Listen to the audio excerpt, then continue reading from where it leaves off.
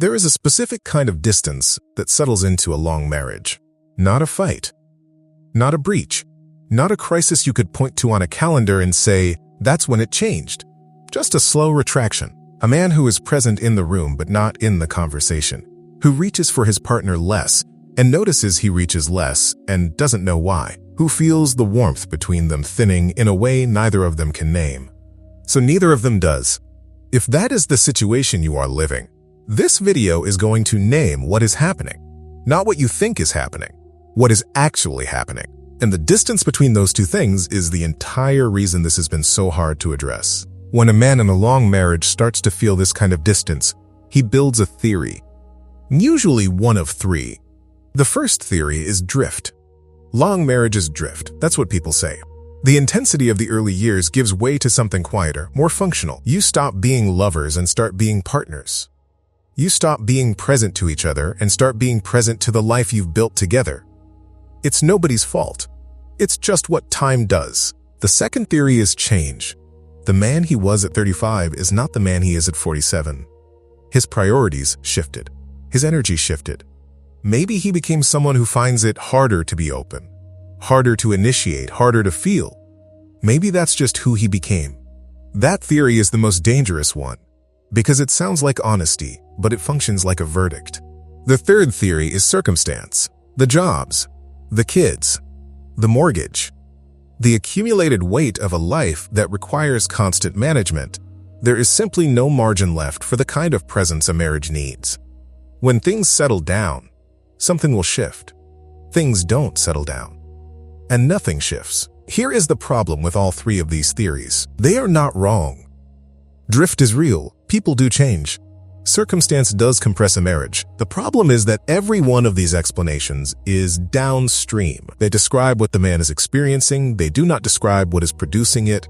And when you are treating a downstream symptom as if it were the root cause, you can manage the symptom indefinitely without ever touching the system that is generating it. That is exactly what is happening in a marriage where low testosterone is running unaddressed. The distance is real. The withdrawal is real. The thinning warmth is real. But the source of all of it is not the marriage. It is the biology underneath it. So what is actually happening beneath the surface? Here is what is actually happening. Testosterone is not primarily a sex hormone. That is the frame almost everyone uses. And it is the reason almost no one connects hormonal decline to the specific relational experience being described here. Testosterone is a presence hormone. It governs initiation, the neurological drive to reach towards something, towards someone. It governs attunement, the capacity to register another person's emotional state and respond to it. It governs what researchers call approach motivation, the orientation toward engagement rather than withdrawal. When free testosterone drops, and in men over 40 in sustained high-performance roles, it drops not gradually, but in a specific cascade triggered by chronic cortisol exposure. What changes first is not sexual frequency. What changes first is the quality of presence. The man stops initiating conversation, not because he has nothing to say, because the neurological drive to reach toward his partner has been blunted.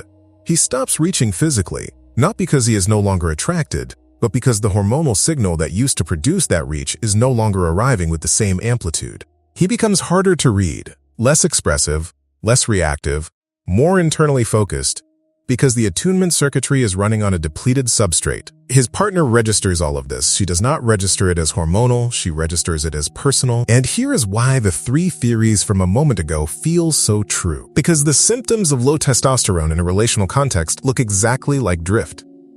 They look exactly like a man who has changed. They look exactly like the emotional consequences of circumstance and overload. The biology mimics the relationship explanation so precisely that even the man living it cannot tell the difference. Research on testosterone and emotional processing consistently shows that men with lower free testosterone demonstrate measurably reduced responsiveness to social and emotional cues. Not indifference, reduced responsiveness. The capacity is intact. The signal driving it is attenuated. That is the mechanism. That is what has been running in the background of this marriage. Not a choice, not a character change, a measurable biological state producing relational symptoms. Now consider what this looks like from the other side of the distance. She is not, a diagnostician. She does not have access to his cortisol levels or his free testosterone or the research on approach motivation. What she has is what she can observe. He reaches for her less. He is in the conversation but not present to it. When she tells him something that matters, his response is technically correct but emotionally absent, like a man reading from a script he knows by heart but no longer feels. She interprets this the way any person interprets withdrawal from someone they love. As information about how he feels about her, she begins to adjust. She reaches less because reaching into that absence has started to feel like something she shouldn't need to do. She stops bringing certain things to him, not because she doesn't want to, but because the response she's been receiving has slowly taught her not to expect the version of him that used to receive those things well. Neither of them is wrong. Neither of them is doing anything a reasonable person wouldn't do in this situation. They are both responding rationally to the signals available to them. The signals are wrong. His body has been broadcasting a specific signal for months, possibly years. The signal says, unavailable, not by intention, not by choice, by hormonal state. And she has been receiving that signal and translating it accurately, given what she knows, as something about the relationship. This is the mechanism that makes low testosterone so specifically destructive in a marriage. It is not the absence of sex.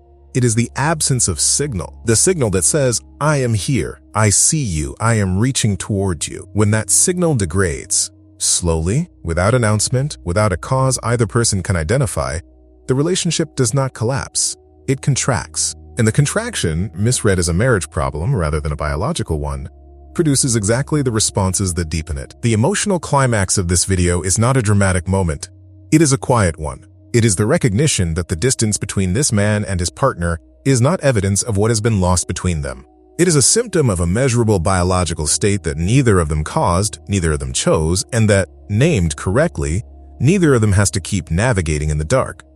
If this video names something that has been running unnamed in your marriage, there is a resource in the description built specifically for what comes next. It is called the Relational Reconnection Protocol. It is a structured framework, not a couples therapy substitute, not vulnerability language, that begins with the biological factors producing emotional withdrawal and moves through specific, concrete reconnection practices that do not require either partner to perform a version of openness they don't yet have access to. The link is in the description and in the pinned comment.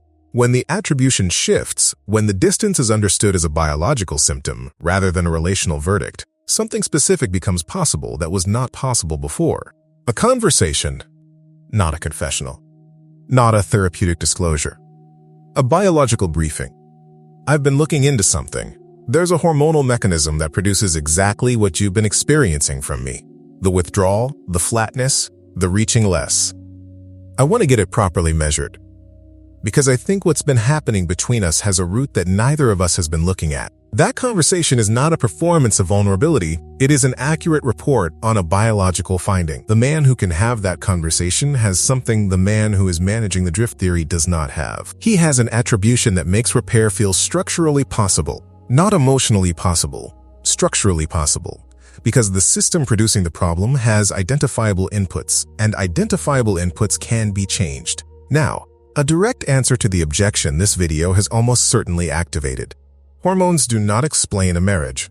A long relationship is complex. It carries history, unresolved friction, accumulated silences, competing needs. None of that disappears when testosterone is optimized. But here is what the research on hormonal intervention in long-term relationships consistently shows. When the biological layer is addressed, when free testosterone is restored to a functional range and the attunement circuitry begins receiving an adequate substrate, men report measurable changes in relational initiative.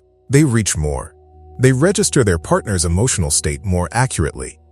They initiate conversation, contact, presence at levels that had been absent for years. The marriage does not fix itself. But the man who is broadcasting unavailable starts transmitting something different. And she receives it. The first lever is not a relational intervention, it is a biological one. Request a free testosterone measurement, not just total testosterone, at your next blood draw. If your doctor tells you your total testosterone is normal and leaves it there, you now know what to ask next. That is the lever. What it does to the marriage follows from it. If this opens something you want to take further, in the relationship specifically, the Relational Reconnection Protocol in the description is where that goes next. It is built for exactly this situation, and it begins with the biological root rather than the relational surface. Link in the description and pinned comment. When did you first notice the distance? And what story were you telling yourself about what was causing it? What you have now that you did not have at the beginning of this video is a precise name for something that has had no name. The distance in your marriage is not evidence that something irreplaceable has been lost between you and your partner. It is a downstream symptom of a specific biological state, one with a hormonal mechanism, a measurable marker, and a set of inputs that can be changed. That does not make the distance small. It does not make the years of it easy to account for. It does not hand you back what the contraction has cost. What it does is change the nature of the problem. A marriage problem is a relationship problem. It lives in the history between two people, in the patterns that have calcified, in the conversations that didn't happen. Those are real, and they are hard. But a biological problem is a system problem, and a system problem has inputs. The man who understands this is not a man whose marriage is in trouble. He is a man who has been carrying a biological weight his relationship was never designed to support, and who now knows, specifically, where to set it down. That is not a small thing. This is a system problem, which means it has system solutions. The first one is in the description. The next video in this cluster goes further into what the repair actually looks like on both sides of the distance. Not decline. Transition. And now you know where it begins.